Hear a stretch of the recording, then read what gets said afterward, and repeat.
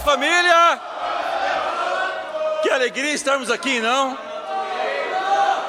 Como vocês viram, temos alguns homens feios aqui na frente, não? Mas a mensagem vai ser incrível, amém?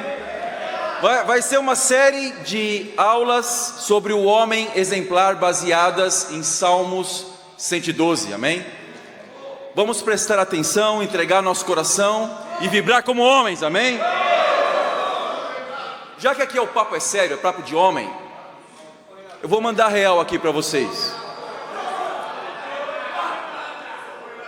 Não sei se é seu caso, mas você já tentou se arrepender de algo, mas não conseguiu a longo prazo?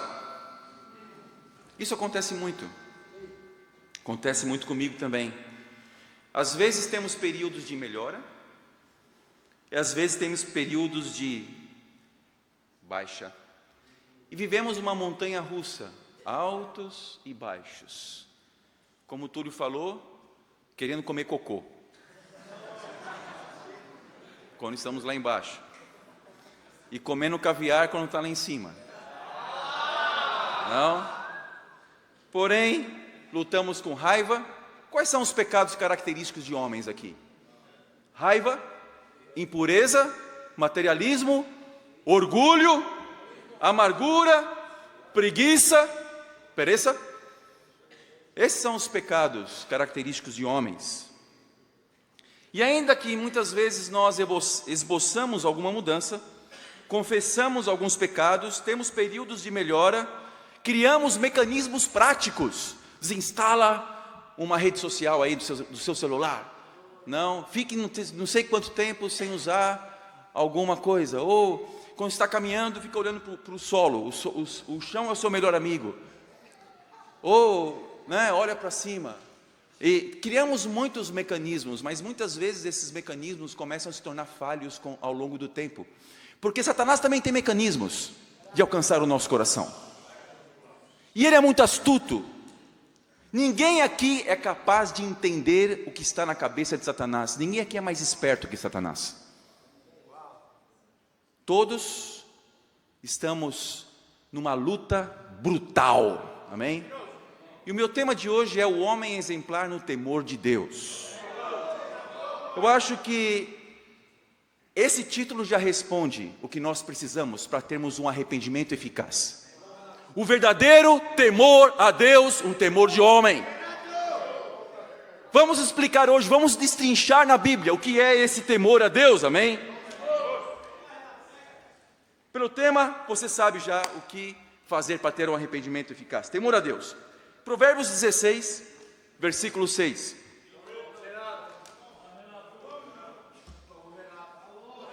Me falaram para falar o tema em espanhol. El hombre ejemplar en el temor a Dios.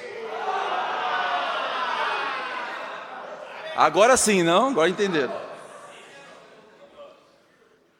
Com amor e fidelidade se faz expiação pelo pecado. E olha que interessante, com temor do Senhor, o homem evita o mal. Existe algo eficaz que nos ajuda a evitarmos o mal. O que é? Temor a Deus. Vamos deixar claro. 3 mini pontos hoje. Primeiro mini ponto, o que é temor? Muitas pessoas não sabem ainda o que é temor a Deus. Como se conquista esse temor? Ponto número 2. E ponto número 3, como sabemos que tememos a Deus? Primeiro ponto, o que é temor a Deus? Vamos para Êxodo 20, versículo 20. Moisés disse ao povo: não tenham medo. Deus veio prová-los para que o temor de Deus esteja em vocês e os livre de quê? De pecar. Temos duas coisas aqui, medo e temor. Pode fazer muita confusão isso. Moisés diz para o povo não ter um medo servil de Deus, mas sim um temor reverente. Se você consegue discernir essa diferença, você está muito próximo de saber o que realmente é temor. O medo servil é o medo de quem obedece apenas para não ser castigado. Qual o resultado? Afastamento de Deus. Por quê? Porque quando eu erro, eu me escondo de Deus, por medo de ser castigado, como Adão no jardim. O arrependimento aqui é motivado pelo pavor, não pelo amor. E o que é temor reverente? Guardem bem isso, irmãos. É quando você vê Deus como um pai amoroso e admirável. O temor aqui é o medo de quebrar a comunhão de Deus, e não o medo de Deus. É o medo de me afastar de Deus, não o pavor do pai, de perder o meu relacionamento com Deus.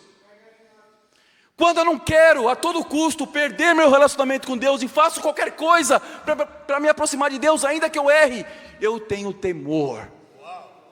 Esse é o temor que nós precisamos, irmãos. Por exemplo, uma coisa vergonhosa que aconteceu comigo, acho que nem Maria José sabe, mas pode falar para ela.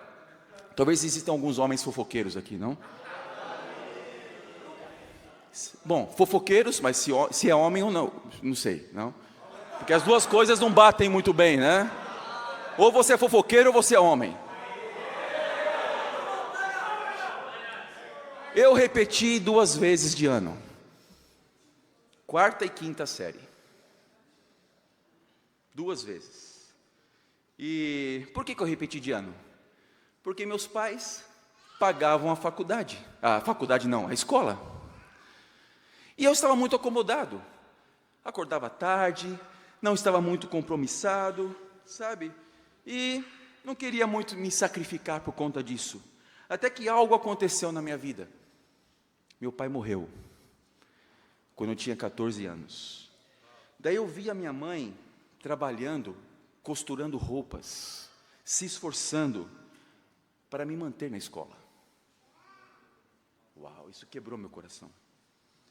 Eu me tornei o primeiro aluno da sala depois. Por quê? Eu comecei a respeitar o sacrifício, o esforço da minha mãe. Essa é uma boa lembrança da minha mãe. Ou seja, o temor a Deus é o respeito a Deus pelo sacrifício dele na cruz por nós.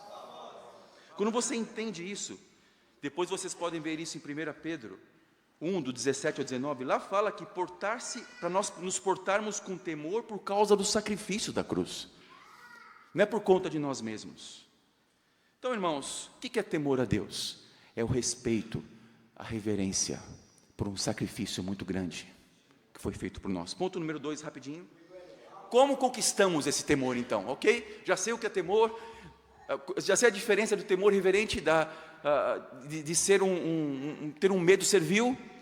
Como então conquistar esse temor? Não precisa abrir lá, mas, por exemplo, vamos ver como conquistar esse temor observando coisas que acontecem ao nosso redor. Temos olhos espirituais, não apenas vivermos, respiramos, comemos, dormimos e vamos trabalhar e vamos para a igreja, não ter apenas uma vida de rotina, mas ter uma vida de observação, abrir os olhos espirituais para tudo o que acontece ao nosso redor, tudo, tem um motivo espiritual para tudo. Quando você aguça, abre, expande os seus olhos espirituais, você começa a fazer um raio-x das coisas que acontecem ao seu redor, e começa a ter discernimento espiritual das coisas, e isso pode começar a gerar temor no seu coração. Olha só como isso acontecia no Novo Testamento. Lá em Mateus 9, não precisa abrir lá, Jesus cura um paralítico. Daí no versículo 8, olha o que acontece. Vendo isso, a multidão ficou cheia de temor e glorificou a Deus, que dera tal autoridade aos homens. Depois em Lucas 7, Jesus ressuscita o filho de uma viúva. E no versículo 16 a Bíblia fala que todos ficaram cheios de quê? De temor. E louvavam a Deus. O louvor é consequência do temor. Você não tem que buscar o temor pelo louvor, mas tem que temer para louvar verdadeiramente, amém? Se você chegou aqui hoje cheio de temor a Deus, você está louvando a Deus cantando as canções. Se você chegou aqui simplesmente para cantar as canções, para ver se anima seu coração, ou estamos cantando as canções porque precisamos chamar as pessoas que estão no convívio. Se é esse o espírito, ninguém está louvando a Deus aqui. Você louva a Deus quando teme, quando respeita, quando medita nas canções. Aqui nós não temos atores que fazem performance no palco, temos pessoas que louvam a Deus, amém? Não só aqui, em qualquer lugar, que haja discípulos. O que acontece aqui, irmãos? Jesus ressuscita o filho de uma viúva, e todos ficaram cheios de temor e louvavam a Deus, e falaram o seguinte: um grande profeta se levantou entre nós. Diziam eles: Deus interveio em favor do seu povo. Uau! Frase de pessoas que temem a Deus. E quando coisas ruins também aconteciam, pessoas temiam a Deus. Em Atos 5, Ananias e Safira morrem, porque eles mentiram. E no versículo 5 fala: ouvindo isso, Ananias caiu morto. Grande temor apoderou-se de todos os que ouviram o que tinha acontecido. Versículo 11: e grande temor apoderou-se toda a igreja, de todos que ouviram falar desses acontecimentos. Quando Ananias e quando Safira morreram, temor. Houve temor. Em ambos os casos, situações boas e ruins geraram temor, amém? Então, quando você observa, e isso gera temor no seu coração, estamos no caminho certo.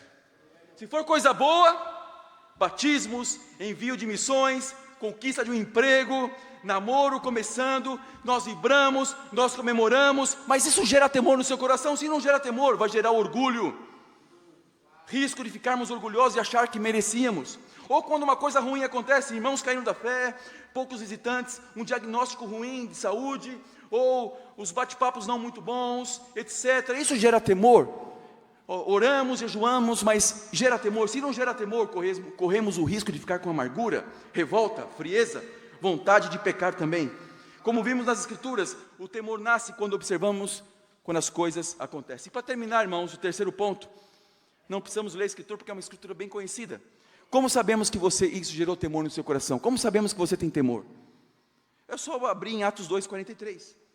Todos estavam cheios de temor, e muitas maravilhas e sinais eram feitos pelos apóstolos. Quando gera frutos, quando vemos frutos acontecendo, eu tenho certeza que há temor. Uma igreja temerosa a Deus é uma igreja que cresce. Um bate-papo temeroso a Deus é um bate-papo que cresce. Uma vida temerosa a Deus é uma vida que dá frutos, amém? E lá em Salmo 112, não fala somente do versículo 1 e 2, não fala somente de frutos espirituais, mas fala também, eu creio que também é um fruto espiritual, a nossa descendência, a nossa geração, porque fala, aleluia, como é feliz o homem que teme o Senhor e tem grande prazer nos seus mandamentos.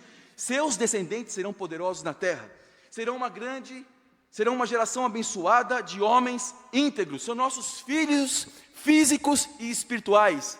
Então, quando nós olhamos a nossa geração, aquilo que nós deixamos, quando eu venho para São Paulo e vejo a zona leste de São Paulo, por exemplo, não? Os irmãos animados, inspirados por Deus. Quando eu vou para o Rio de Janeiro e vejo lá os irmãos também, é a geração que nós deixamos pelo temor a Deus. Então, irmãos, temamos a Deus.